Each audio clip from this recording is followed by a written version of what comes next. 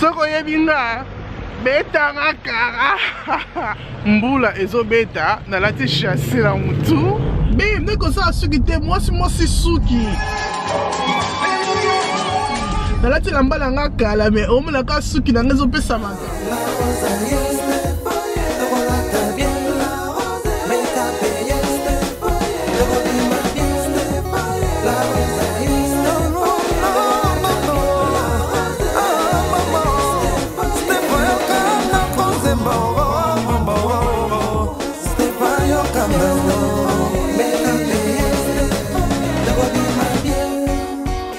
Bonjour les belles dames, j'espère que vous allez très bien. Apinaza bien par la grâce de Dieu. L'on que sabino comme week-end nanga et les kaki na keleke pa yoyo na salon yoyo pour non sala suki.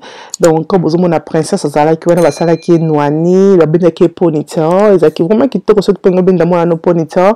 Yo la sala ka pe bana na c'est plus ki benda ki vraiment princesse sala ki est jolie azo la sabino wana.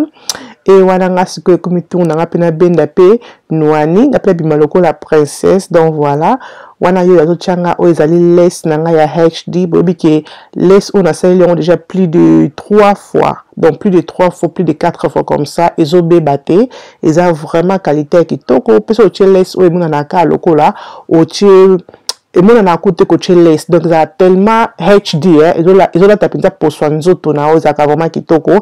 Donc voilà on a yo ya ngana côté na vidéo te bien la rose côté ça ngate la ti maquillage te ngabi tika ngana filmer na la sabale belle dame comment journée na e bandit na soirée. OK, donc on a côté na casque comme bozomona pour na kausa suki na nga mukolango malheureusement ouais des ala qui bien te climé des ala qui bien te mbula na mbula pa na biso awa na UK na bi ku façon ni mona passe na ngana zo taxi ba libé de mon kuna zo taxi parce que embouteillage fallait kana zo train parce que train des ala qui rapide pour dans qui taxi mbula ezo beta na lati chasser la mutu na lati chasser comme ça voilà suki na nga ebebate. Oh my goodness. There is no point sur son taxi parce que traffic. Maintenant, on voit train. Train, c'est rapide que taxi. Oh my goodness. On a chassé. On a été chassé comme ça, à poubelle. Ce qu'on y a bien, bêta ngakara. Ce qu'on y a bien, bêta ngakara. On a été chassé là, comme ça. Là-bas, de la souki. OK? Let's go. Voilà, nazokota libulu ya métro sikoyo tokita na station chasse nanga poubelle edenge. Oh.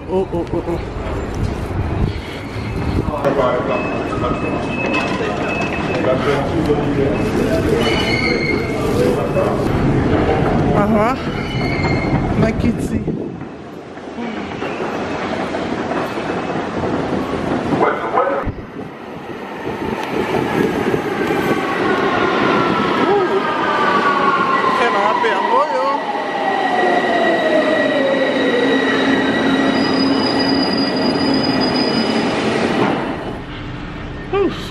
C'est bon, c'est bon.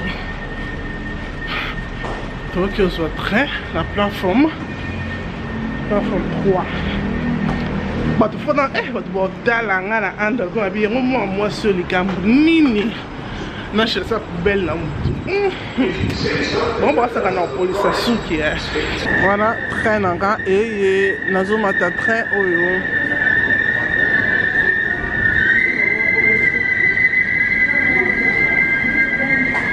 OK les belles dames on a côté na train siko na kende place auto kyokutana na ems pona kubongama pona to kende siko mariage ngana bino ensemble déjà zaki na retard parce que trafic ezala ki climat pesa ki bien te kende kaka.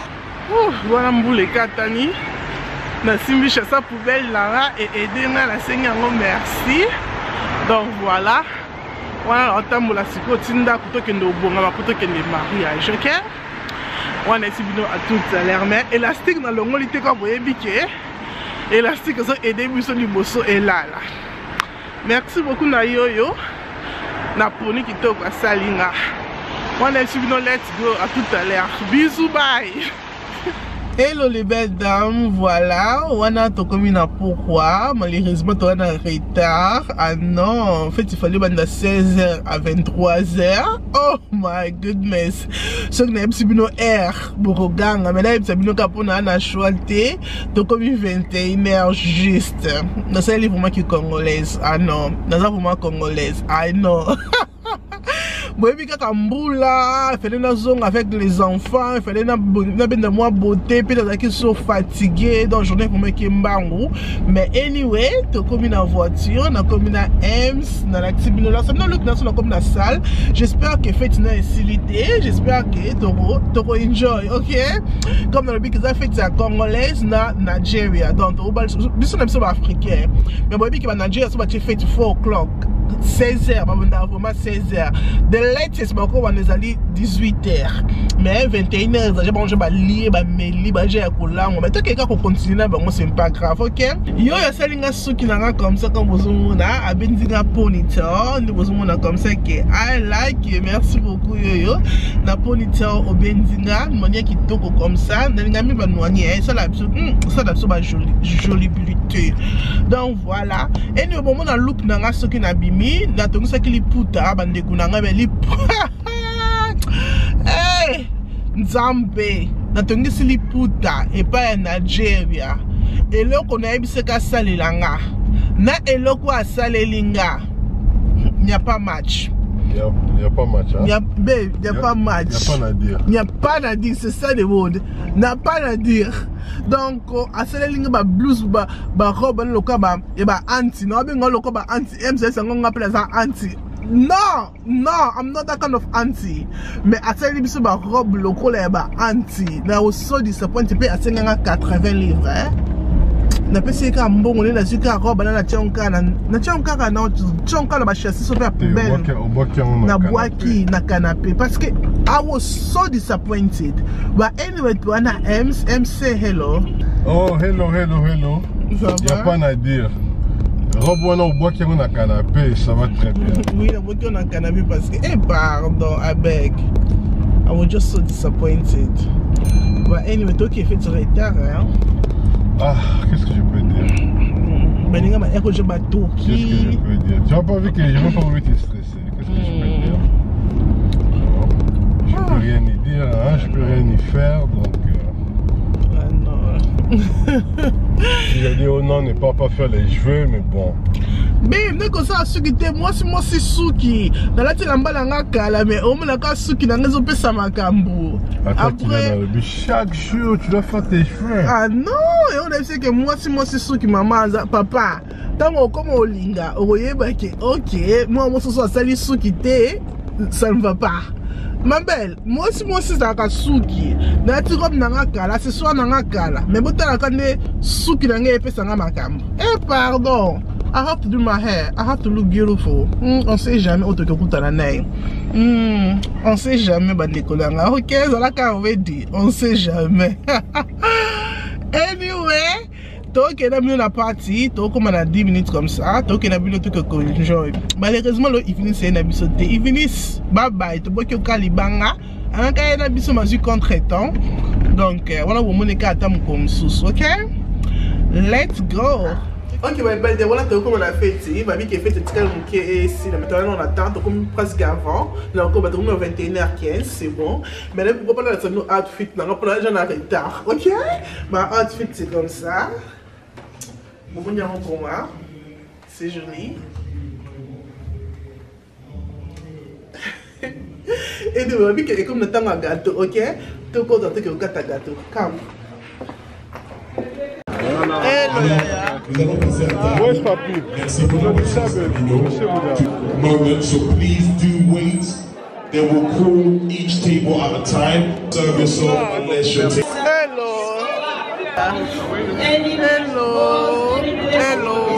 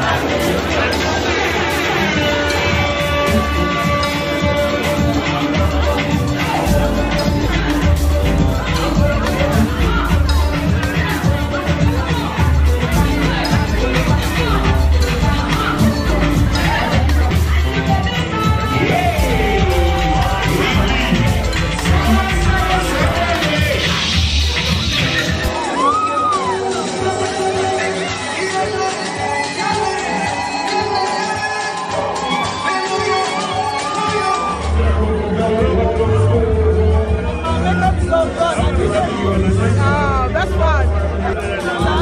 I like it so much.